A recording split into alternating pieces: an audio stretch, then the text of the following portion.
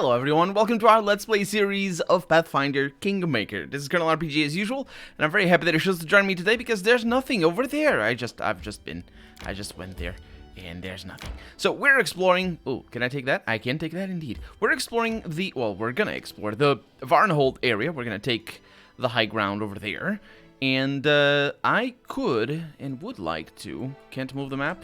Nope, WSD is the only way. I would like to go back to that little place, I think... Where was it? That place... Oh, it's the Rotten Cave. Yeah, that teleports us up here. That is an interesting proposition. It is. We got sort of flow. Oh, we're gonna need to go all the way around to get there? That's a bummer. That's a royal pain in the butt. That is terrible. My god. I need to just, like, make bridges. That's all I need. Undead Cyclops attacks. Or, rather, the Cyclops attack. The region is under attack. Undead Cyclops are ravaging the settlement in the area. The locals are begging for help. They would be. I would be begging for help myself. But they're gonna have to beg tomorrow, or more later, because we don't have nobody that can deal with that, unfortunately. So that's gonna be a bummer as well. Many bummers in this episode. Anyway, we're going... Oh. Ah, you don't fool me. We are... completely cut out. At this rate, I might as well go back home. 6 hours? Nah. I don't need to go back home. Yeah, the question there would be to sleep back home, but it doesn't matter. I'm gonna get tired anyway if I go that way.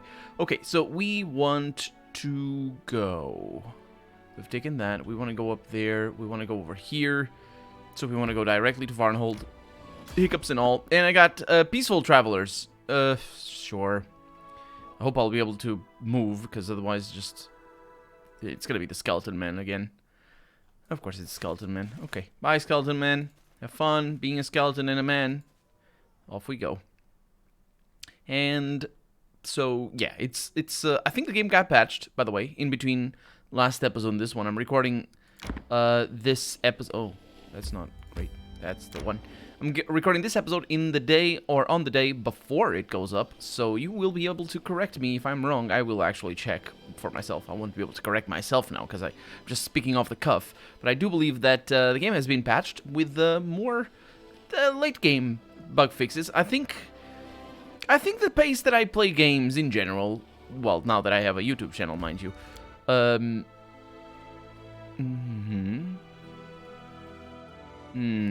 let's go up this way. Oh, no. Didn't we determine that this was a waste? Let's see if it is indeed. No, try to avoid that. I don't want to fight no demons. Go. Just want to check if there's things up here. I think there are things up here. Oh my god. This keeps going. And I even checked to see if I could connect over here. And, I believe... Oh, something happened. Oh, no! Oh, well, I checked through the other... can I access the world map from here? Maybe. Anyway, I checked from the road above, and, no. So, yeah, the base that I play games at, are they fighting each other? I think they're fighting each other. So let's attack that dread zombie over there. Oh, good, not really a good choice. Getting bigger is doesn't really do you much. Yeah,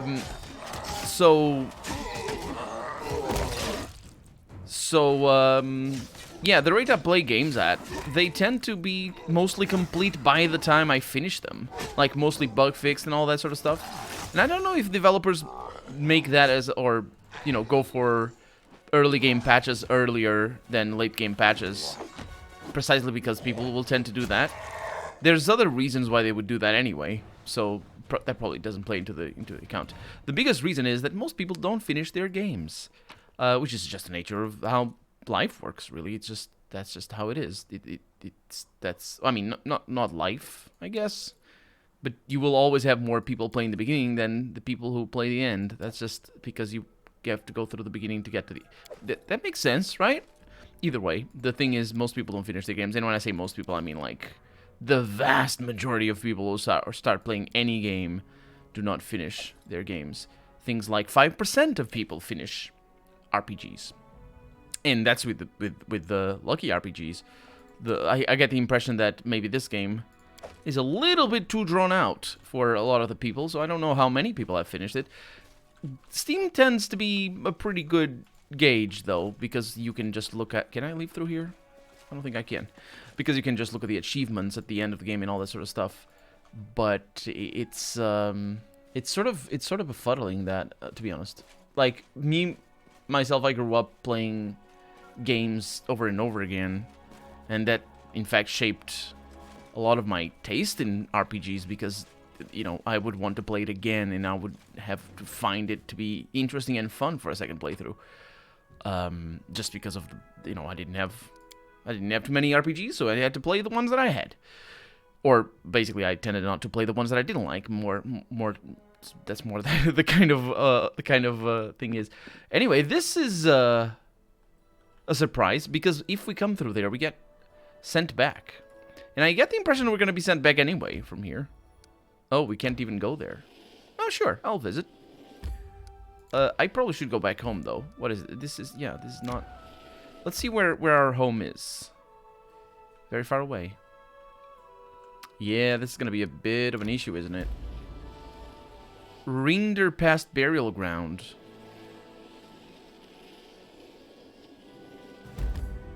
Wow. Kelly the Barbarian Camp. We are really encroaching in their territory, aren't we? I want to go down there so I can access the kingdom fast. And that would be a good idea as well. Oh, okay, so that's good news. That's good news. Random encounter. Try to avoid. Evade. Yeah, don't mess with them. We'll have plenty of time to find them. So, we're not going to go there because it doesn't matter. Hopefully this doesn't connect solely to the barbarian camp. We're going to go into the barbarian camp, though. We're going to check it out. We're going to see, hey, what's up? Because he doesn't spend time. And so, yeah, just to finish that storyline, I think people were really rightfully concerned that at the beginning, when the game came out, that it would be very buggy. But people told me that it was very buggy by late game. And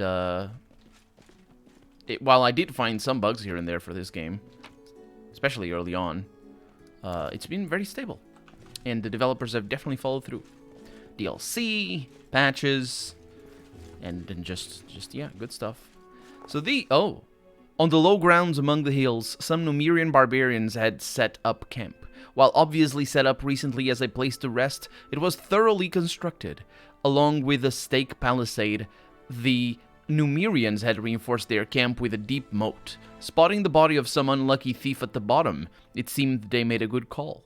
Guarding the entrance was our old acquaintance Nober, the man whose group we met in the hills previously. While his greeting was none too friendly, he did invite us to enter and led us to meet his leader. We were led to a man named Dugath, a middle-aged Kelid with a gorgeous name. No, not name. Dugath is not a bad name, but a gorgeous mane. Once charcoal black, now salt and pepper, as well as bronze skin, hardened by sun, wind, and time to the point that it almost looked like oak bark. Speaking with assertive tones, he invited us to dine with the Tiger Lords, which are barbarians. That's what they are. That was the name of their tribe, and spend the night in their camp. Any business we might have with their tribe, he said, could be discussed in the morning once everyone was rested and refreshed. Hopefully that's actually not going to be the case, and hopefully we will not spend the night with them.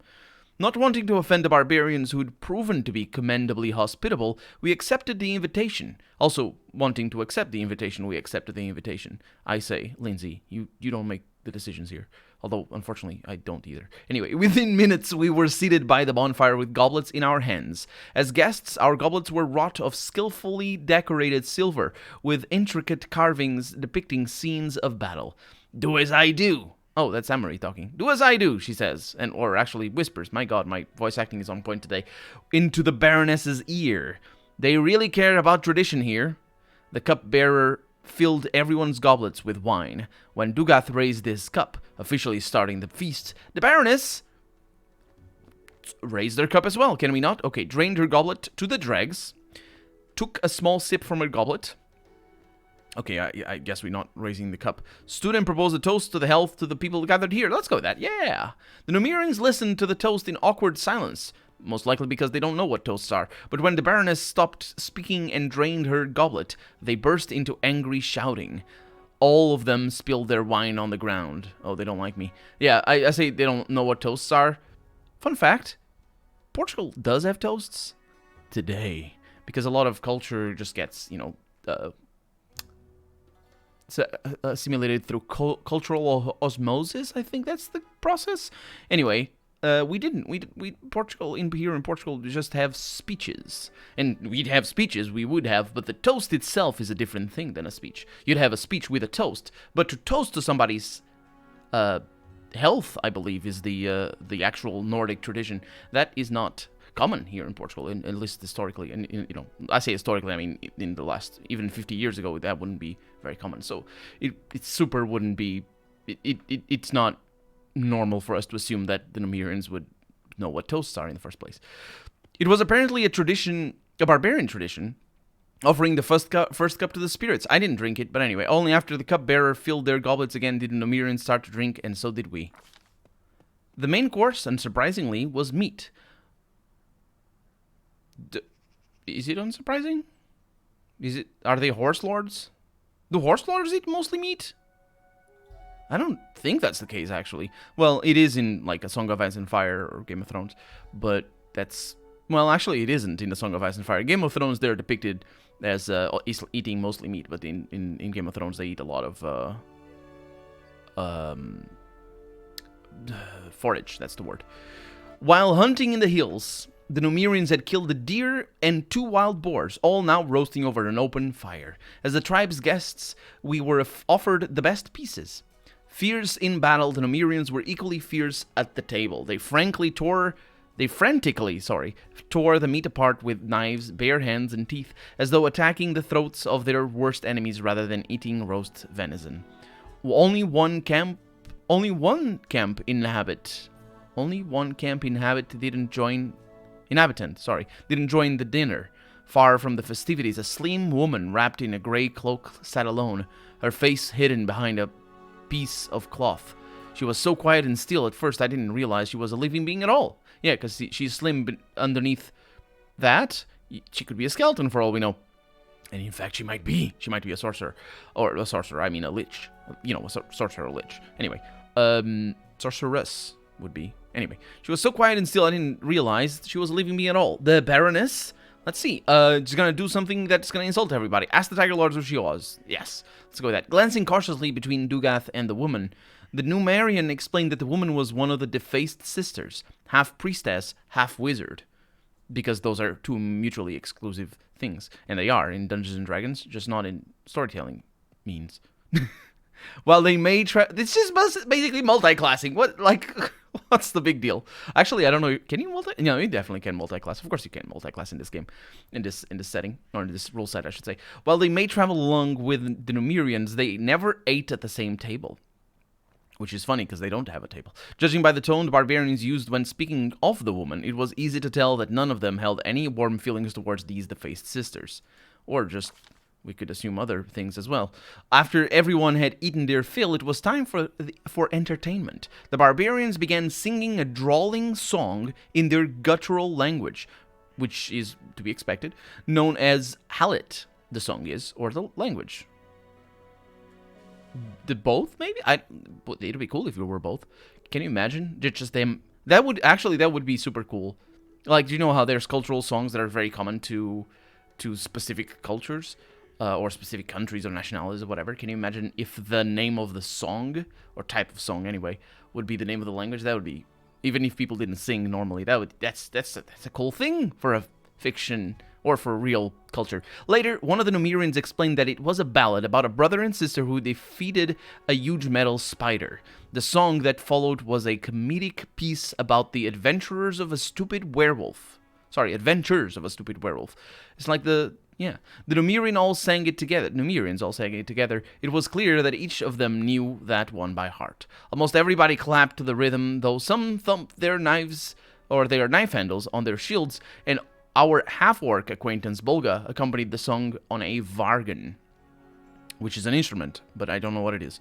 Once the song was over, Dugath appealed to his guests, us, to surprise our hosts. The Baroness decided our best choice would be, again, well, actually our best choice is our best, yeah, the tale of how we defeated the Stag Lord, with my super diplomacy right there. And of course I'm going to tell it. Our tale of battle and heroic deeds was just what the barbarians were looking for. They listened eagerly, chimed in on each detail, and laughed and clapped at the most epic moments. Even Dugath found himself smiling and nodding as he listened to our story. Finally, the drinking and singing came to an end. Only bones remained from the feast, and the bonfire had burned down to ash. Satisfied, the Numerians retired to their tents. Saving game is impossible. I beg you, I haven't seen my sisters for several days. I'm afraid they may be in trouble. I'm afraid you may be undead. Why is Dugath and... Oh, they're talking to each other. Okay. As you approach the barbarian leader, and before she says that, you can't help but overhear part of his conversation with a woman you recognize from the feast before. Her face remains hidden, and she sounds extremely worried. Her face does. Not if you're translating this Japanese, though, where the word face and the word eyes actually is the same. Or, well, can be the same. It's complicated. This whole land is nothing but trouble. You want me to risk my life and the lives of my people to do your dirty work? Go ahead. Ask Armagh to give the order. Oh, but Armagh stayed back in Numeria, which means I am the one making the decisions here. But what about my sisters? Something terrible could happen to them.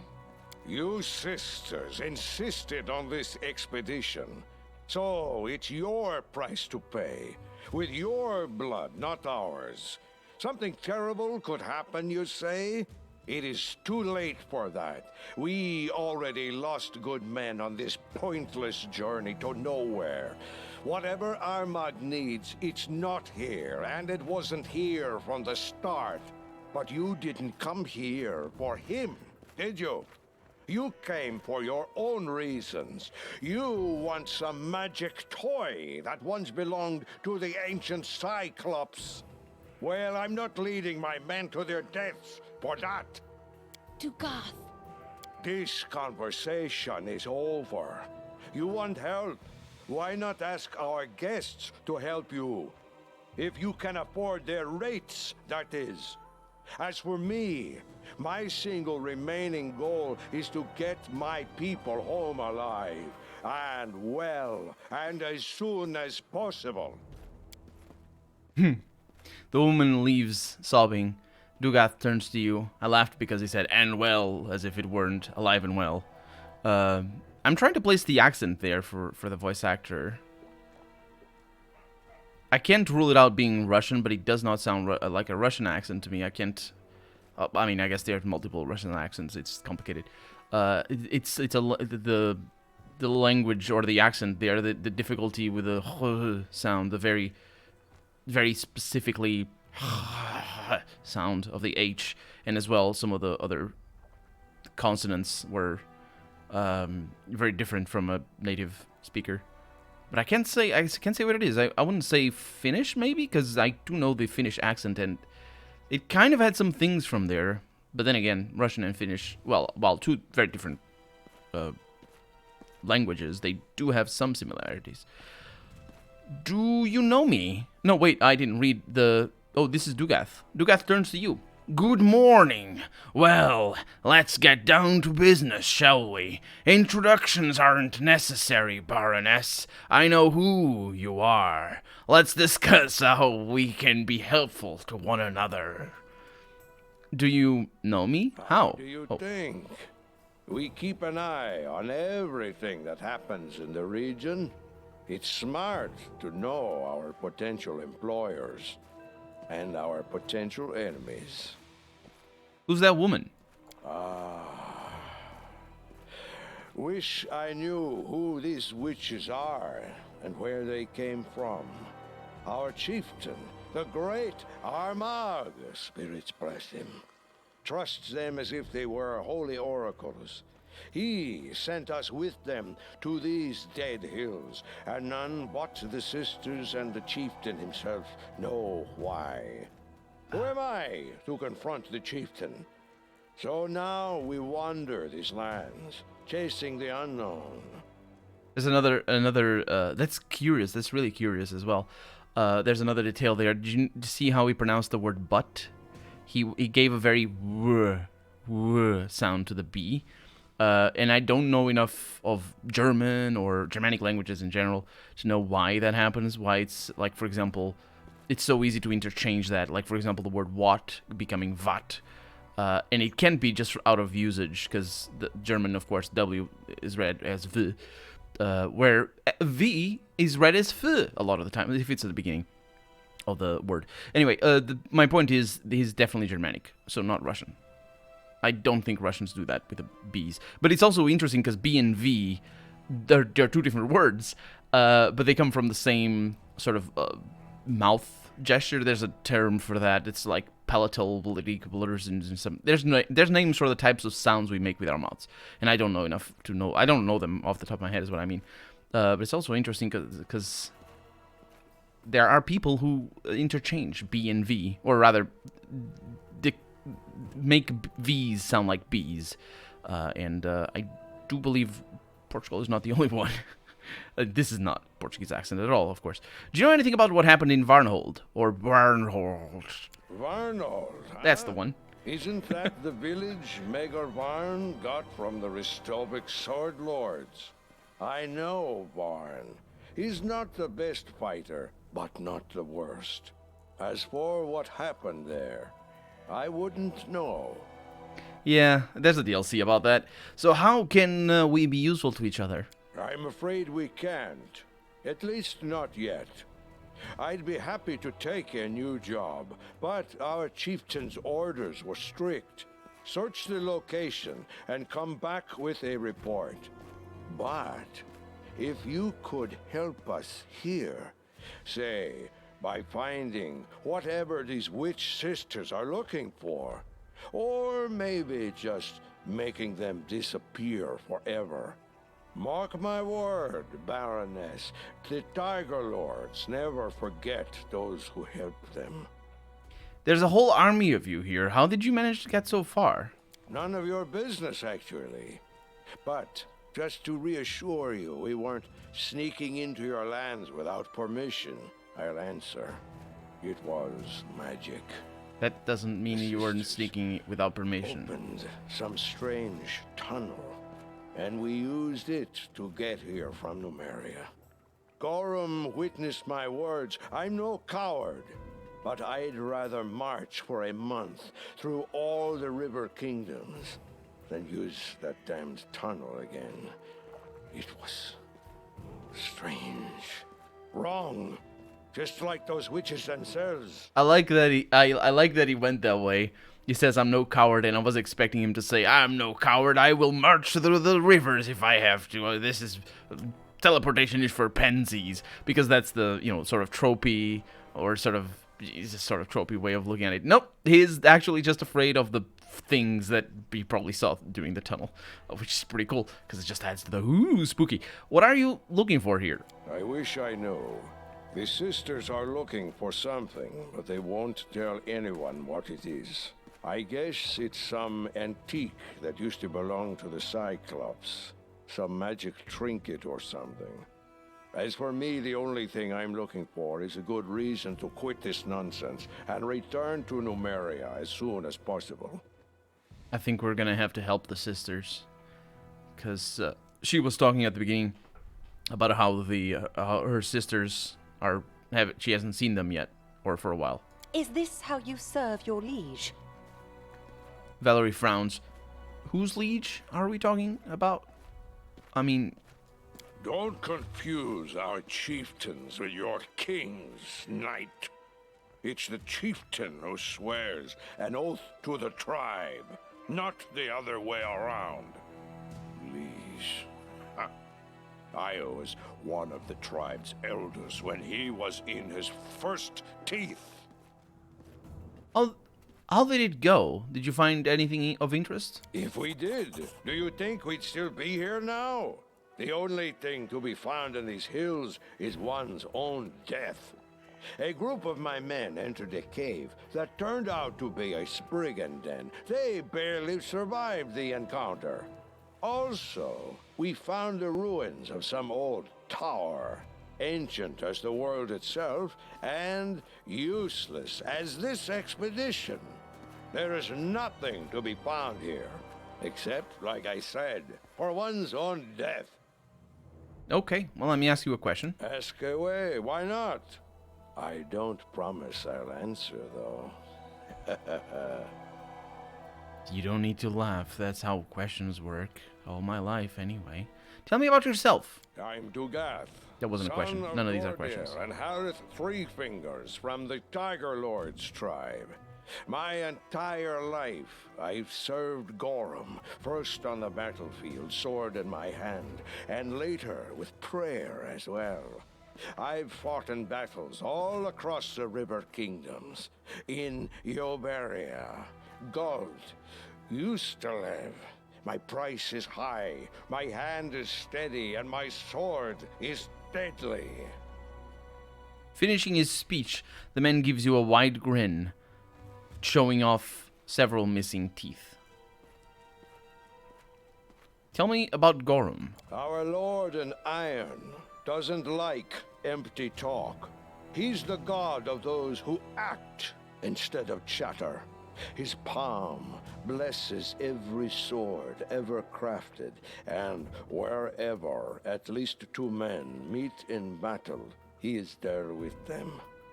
Even orcs worship the god of battle, and not only that, they imagine he's an orc too.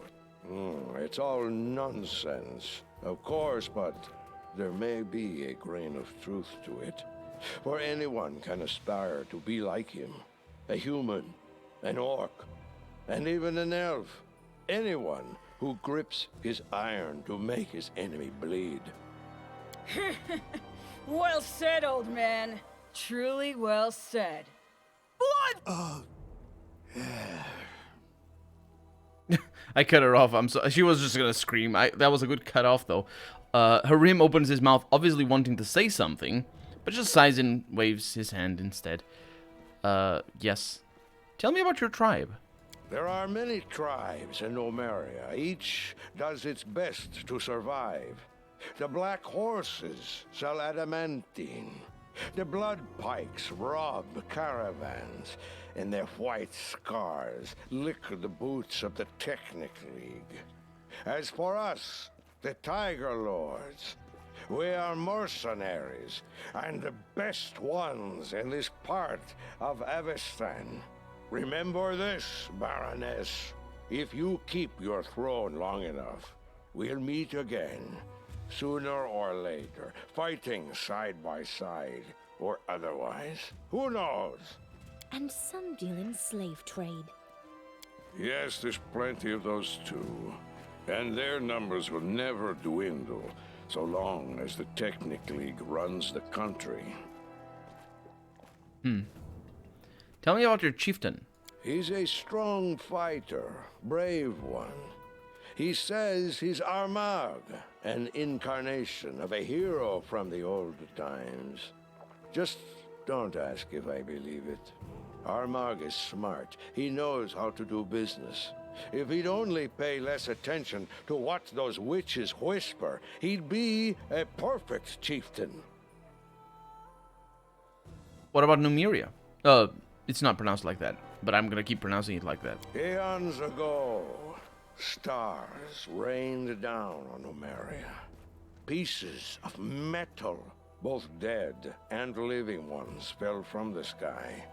Since then, metal monsters roam those lands, and the grounds hold a wealth of adamantine, among other valuable things. Weaklings don't survive there. As for us, Numerian Kelids, we grew up on that land. We drank its poisoned waters and breathed its toxic air. Metals from the depths infused our bones and muscles. No one can beat us. If there were anyone capable of bringing us down, it would be ourselves. So, what do you know about Cyclops? Not that much. Long ago, these lands were part of their empire. They were a great people back then, used unbelievable magic, and possessed treasures beyond count. Ages passed, and their empire crumbled into dust. Cyclops became wild and forgot all about what they once used to be. But the ruins, yes, the ruins remember everything. Well, I suppose they do, in a way. You're welcome. Yes, I have to go. You have so many scars. You must have seen so much. Ah, more than a few, yes. I just gave away my oldest granddaughter to be married. She's a little younger than you.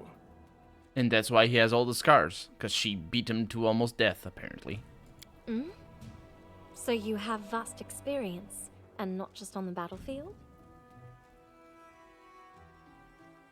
But also in the giving away of granddaughters. Octavia casts a quick glance at your face. I'm gonna raise an eyebrow, but not silently. I'm just gonna make the sound of metal on metal. Fa-chink! As I raise the eyebrow. We have a saying. If you want to live long, don't stand between a mother bear and her children, between a giant and his lunch, or between two lovers. Oh, listen, girl. I'm too old to fall for such tricks. If you want to tease your lover, good luck, but you'll have to find someone younger than me. He turns away. Fine! Go then! Okay. My question here was, that was you putting on your charms, Octavia? That was not her putting her on her charms at all, because we've seen her do that before, and that was not that. That was her saying lines that weren't connected to the lines that were said before. She follows the barbarian with her eyes, vexed, and then looks at you. She eyes you like a naughty puppet. No, sorry, that would make sense. No, she's a naughty puppy that just pooped the carpet, because that's what puppies that are naughty do, not other kinds of naughty. And for a moment, you feel she's about to apologize, but instead she... Fine, go then. Okay, I think that is for me. Okay, that makes more sense about her reaction. She says, fine, go then. To me. So, what was that? Why are you teasing me? I ask. These lines, I don't understand the connections. This happens every once in a while. And I think it's very, like, I do translation work, bad translation work, myself. And I know exactly the effects of translation work, not necessarily bad translation work, because all these lines are, they work by themselves. But if they're not, especially because, like, it's an RPG, this is not a sheet of paper that goes from beginning to end. These lines are translated not necessarily in order. And so getting them to make sense with each other is super difficult, unless you have, of course, a workflow that actually allows you to do that. But Octavia studies Dugat's muscular body with admiration. You have so many scars, you have seen so much. And he says more than a few, yes, but he says more than a few scars, which, I mean, I thought he might have referring to her saying something like, you have seen so many battles, and he says more than a few, and then he says these things. These don't connect, and I don't understand what just happened, but I'm gonna ask her what she's doing. Tease you? I don't. It was I'm nothing sorry. like that. It was I'm not. just, well, I know. it doesn't matter. It doesn't. Forget it. It's okay. It's fine. It doesn't matter, because it doesn't have a consequence. Actually, I think it doesn't. Can you do away with that? That would be fantastic. Thank you. allowed Varisians to deal with the thief themselves. Okay, good. Yeah, right. Okay, let's look around a little bit. And still all the things. We have protection from law. And a raven up here. The raven watches you attentively. That's... Oh, we did rest. That sucks. And the face sister. You, our guest. The Baroness, am I right? I'm sorry you witnessed that unpleasant scene. If I may ask, what is your name? Before that, a slim figure stands eerily still, wrapped in a cloak and hiding her face in her hands. If you hadn't seen her moving before, you could easily mistake her for a statue. However, as you approach, she lowers her hands from her face, and golden green eyes peer at you through the holes in the cloth covering her face. And she says what she said. My name is Gildel, what's yours? The raven gets out, runs away. After you give your name, a large raven who had been sitting on the fence nearby takes wing and flies away, cawking coarsely. Nice to meet you, Baroness. I have no name. I've rejected it to serve benevolent powers. Not the greatest sacrifice of those we're sometimes called to make. You may call me Defaced Sister. Who are you? I am one of those who call themselves the Defaced Sisters. We've rejected our names and our faces in service to benevolent spirits. I'm sorry that I cannot reveal our true destiny to you yet, but believe me when I say our mission is extremely important. Not just for us, not just for the tribe, but for the entire world. I see. She's cuckoo. We should get out of here. Tell me about Numeria. These are enigmatic lands. Stars rain from the sky. Soil bleeds fire and gives birth to metal instead of grass. These are lands of mysteries and nightmares. But they're destined to become the salvation of us all, for that is where great Armag lived, died, and rose again, and he will bring redemption for us all. Tell me about Armag. He's a man of great destiny. The gods themselves tried to lay him low, but he came back, defied death itself, as was foretold, for that was his fate. He's destined to save many, many lives, but at a terrible cost to himself. I would never wish a fate like that on you, Baroness. To challenge the Lady of Graves and win with no magic. I guess there are humans who deserve to be called heroes after all. I cut her off. She said she wouldn't wish that fate on anyone. What are you looking for here? It is not yet time to answer this question. We are searching for ancient ruins, the remains of structures built by the previous holders of these strange lands. That is all I can tell you, for now. I understand that you want to know more, but have no doubt, you will in time. Well, speaking riddles... Don't be wary of riddles. I love Those riddles. wise enough to solve them eventually learn much more than those who always seek straight answers. Yeah, but the problem with riddles is that they need to make sense. It's not... Speaking in riddles is not riddles, is what I mean to say. Because you can say, oh, I really love Jane. Oh, I love Jane so much. I'm speaking in riddles right now because you have no idea who the heck Jane is. And you will never figure it out unless I tell you more about the people I know. And like, oh, I have an acquaintance at work that's called Jane. And then you could be like, I wonder if that's the Jane. You know what I'm talking about? Anyway.